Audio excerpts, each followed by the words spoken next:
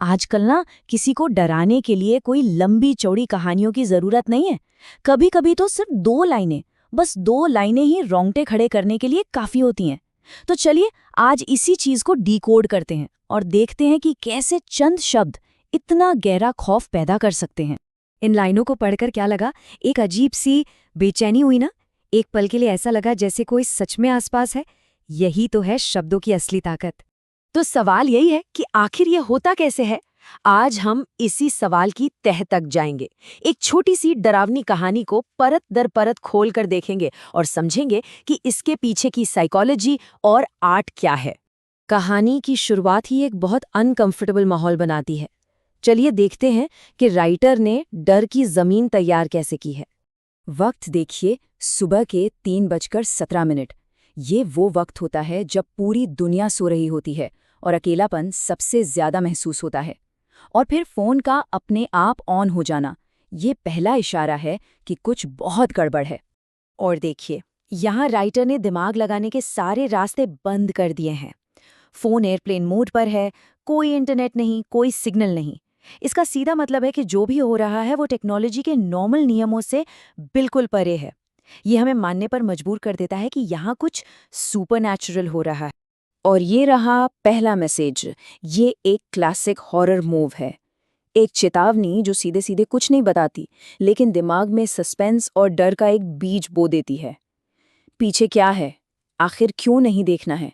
सवाल उठने लगते हैं। तो यहाँ सबसे बड़ा हथियार है लॉजिक को तोड़ना। जब हमारे आसपास की दुनिया उन नियमों को तोड़ने लगती है जिन पर हम भरोसा करते हैं, तो हमारा जो कंट्रोल का वहम होता है ना, वो टूट जाता है। और यही बेबसी का एहसास डर की पहली सीढ़ी बनता है। तो ठीक है, माहौल तो बन गया है। अब देखते हैं कि कहानी इस शुरुआती बेचैनी को एक असली जानलेवा खतरे में कैसे बदल देती है।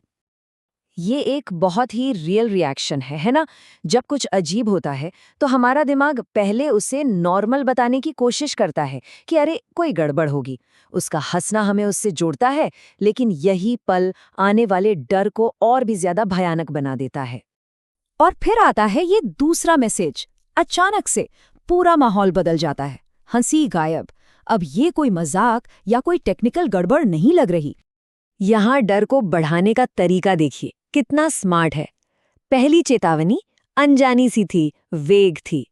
लेकिन दूसरी धमकी वो सीधी है, पर्सनल है और बता रही है कि खतरा दूर नहीं बल्कि इसी पल, इसी कमरे में मौजूद है।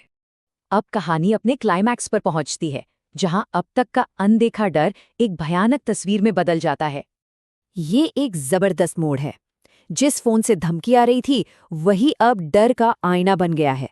टेक्नोलॉजी का ऐसा इस्तेमाल सच में रोंगटे खड़े कर देता है।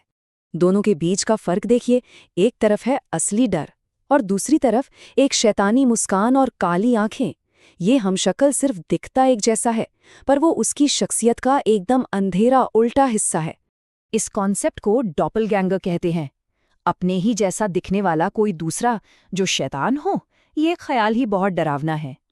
ये डर सिर्फ जान के खतरे का नहीं, बल्कि अपनी पहचान खोने का है। ये हमारे मैं होने के एहसास पर ही सवाल उठा देता है। और अब आता है कहानी का आखिरी और सबसे बड़ा ट्विस्ट, जो हमारी पूरी समझ को सिर के बल खड़ा कर देता है।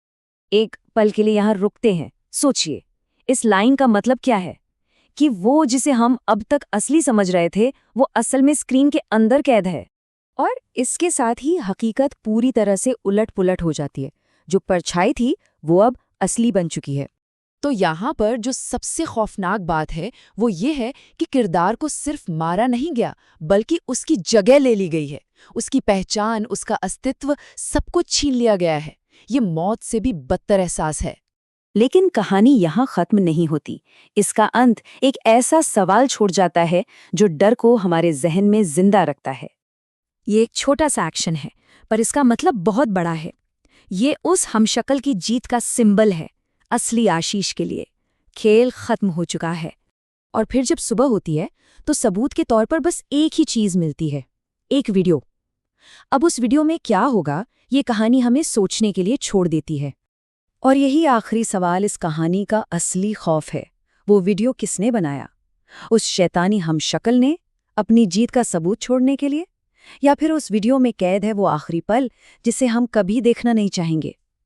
ये एक ऐसा सवाल है जो कहानी खत्म होने के बाद भी दिमाग में गूंजता रहेगा।